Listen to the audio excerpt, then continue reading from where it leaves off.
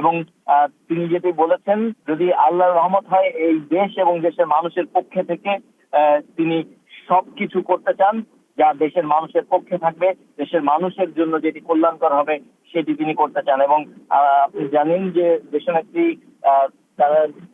Khaleda Zia. Nova LED TV, ঝকঝকে ছবি, নিখুঁত শব্দ, 5 বছরের ওয়ারেন্টি। নোভা মানে সঠিক মান, নিশ্চিত সেবা। দীর্ঘদিন যাবত যে এভারকেয়ার হাসপাতালে যে চিকিৎসাধীন অবস্থায় রয়েছেন, পরবর্তীতে তিনি সেই হাসপাতালে যান এবং হাসপাতালে গিয়ে তার মায়ের সঙ্গে কিছু সময় কাটান এবং সময় কাটিয়ে পুরো সময় জুড়ে এই যে বক্তব্য তিনি গণসংবর্ধনায় দিয়েছিলেন, সেই বক্তব্যের সময় তিনি দেশবাসীর কাছে দোয়া চেয়েছেন। এবং পরবর্তীতে তিনি যখন এভারকেয়ার হাসপাতাল থেকে ফিরে আসছিলেন, সেই হাসপাতাল থেকে ফিরে আসার সময় যেই লাল সবুজের যেই বাসটি রয়েছে, অর্থাৎ সবার আগে বাংলাদেশ লেখা যে বাসটি রয়েছে, সেই বাসে করে যখন তিনি ফিরে আসছিলেন, তিনি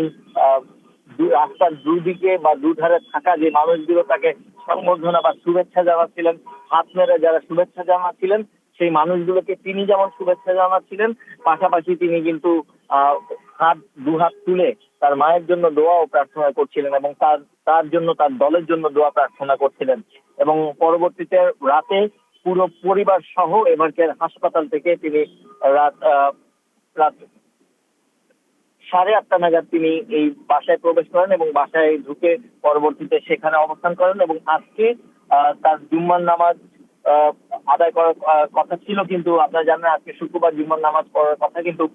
নিরাপত্তার কারণে এবং জনগণের নিরাপত্তার কথা চিন্তা করে আসলে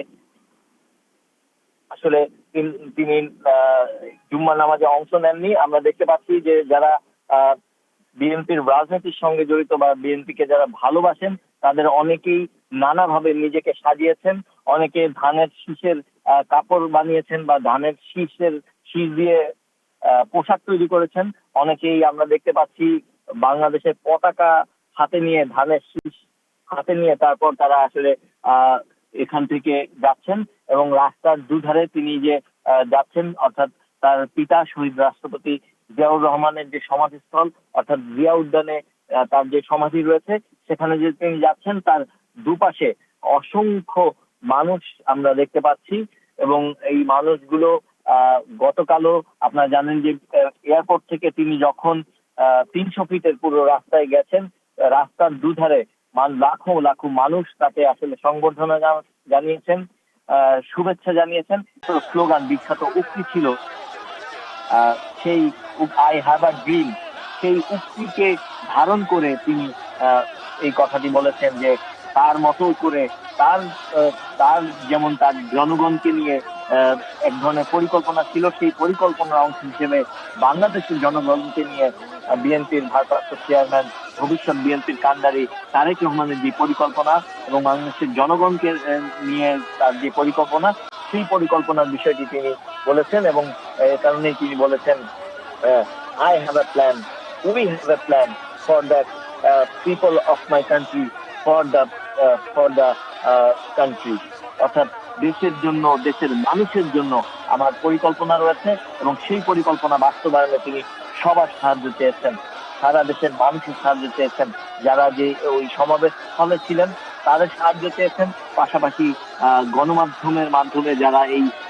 সেই বক্তব্য দেখেছেন, সেই সারা দেশের মানুষের কাছে তিনি সাহায্য চেয়েছেন। এবং তিনি যেটি বলেছেন যে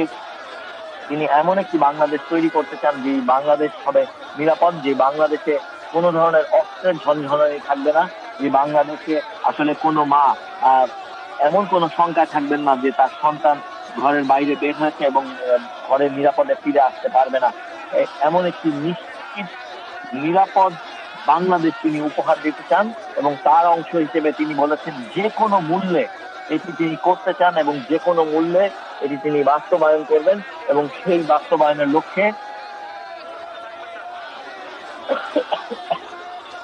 সেই বাস্তবায়নের জন্য তিনি সারা দেশের মানুষের সাহায্য চেয়েছেন, দলের নেতাকর্মীদের সাহায্য চেয়েছেন।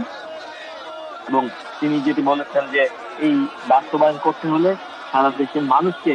তার সঙ্গে তাকে সাহায্য করতে হবে, সেই সাহায্য যেন তিনি পান এবং সেই সাহায্য পেলেই কেবল তিনি দেশের মানুষের জন্য তার যে পরিকল্পনা রয়েছে সেই পরিকল্পনাটি বাস্তবায়ন করতে পারবেন। এবং এই বক্তব্যের পর তিনি সমাবেশ স্থল ত্যাগ করেন, সমাজের স্থল ত্যাগ করে মানুষের হাজারো লাখো মানুষের ভালোবাসায় সিক্ত হয়ে তিনি পরবর্তীতে এভারকেয়ার হাসপাতালে যান এবং সেখানে গিয়ে তিনি তার অসুস্থ মা, বিএনপি চেয়ারপারসন এবং খালেদা জিয়ার সঙ্গে দীর্ঘ একটি লম্বা সময় কাটান এবং সেই লম্বা সময় কাটিয়ে তারপর তিনি সেখান থেকে তার 196 নম্বর যে বাসাটি রয়েছে সেই 196 নম্বর বাসায় তিনি ফিরে আসেন। আপনারা জানেন যে 2007 সালে 111 সরকারের সময় 2007 সালের 7 মার্চ তারেক রহমানকে একটি মামলায় গ্রেপ্তার করা হয় এবং পরের বছর 2008 সালের 3 সেপ্টেম্বর তিনি জামিনে মুক্তি পান এবং জামিনে মুক্তি পেয়ে 11 সেপ্টেম্বর চিকিৎসার জন্য তিনি সপরিবারে লন্ডন চলে যান এবং তখন থেকেই লন্ডনে অবস্থান করছিলেন তারেক রহমান এবং লন্ডনে থাকা অবস্থায় 2018 সালের 8 ফেব্রুয়ারি বিএনপি চেয়ারপারসন খালেদা জিয়া তাকে দুদকের মামলায় সাজা দেওয়া হয় এবং সাজাপ্রাপ্ত হয়ে তিনি কারাগারে যাওয়ার পর থেকে দলের যে গঠনতন্ত্র রয়েছে সেই গঠনতন্ত্র অনুযায়ী বিএনপির senior vice chairman Tarique Rahman তাকে ভারপ্রাপ্ত চেয়ারম্যানের দায়িত্ব দেওয়া হয় এবং এরপর থেকেই তিনি সেখানে বসেই আসলে দলের দায়িত্ব পালন করছিলেন এবং দল পরিচালনার জন্য যে প্রয়োজনীয় ব্যবস্থা সব ধরনের ব্যবস্থা করে তিনি সেখান থেকেই দল পরিচালনা করছিলেন। এবং আপনারা জানেন যে বিগত আওয়ামী লীগ সরকারের সময় তারেক রহমানের অনুপস্থিতিতে তাকে বেশ কিছু মামলায় সাজা দেওয়া হয় এবং অন্তত 5টি মামলায় তাকে সাজা দেওয়া হয় এবং তার বিরুদ্ধে প্রায় শতাধিক মামলা হয়েছিল। এবং আপনারা জানেন যে 2024-এর ছাত্র জনতার যে গণ অভ্যুত্থান হয়েছিল 5 আগস্ট আওয়ামী লীগ সরকারের যে পতন হয়েছিল গণ অভ্যুত্থানের মধ্য দিয়ে, সেই পতনের পর পরিবর্তিত যে পরিস্থিতি রয়েছে সেই পরিস্থিতিতে আইনি প্রক্রিয়ার মাধ্যমে আদালতের মাধ্যমে একে একে সবগুলো সাজাপ্রাপ্ত যে মামলাগুলো রয়েছে সেই মামলাগুলোতে তিনি খালাস পান এবং পরবর্তীতে তার সবগুলো মামলা থেকে তিনি অব্যাহতি পান এবং একই প্রক্রিয়ায় সবগুলো যে মামলাতে তিনি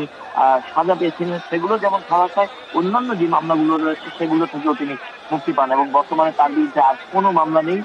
এবং এমন অবস্থায় বিএনপির নেতাকর্মীরা যে সময় প্রত্যাশা করছিলেন, দীর্ঘ প্রতীক্ষায় ছিলেন যে তারেক রহমান দেশে ফিরে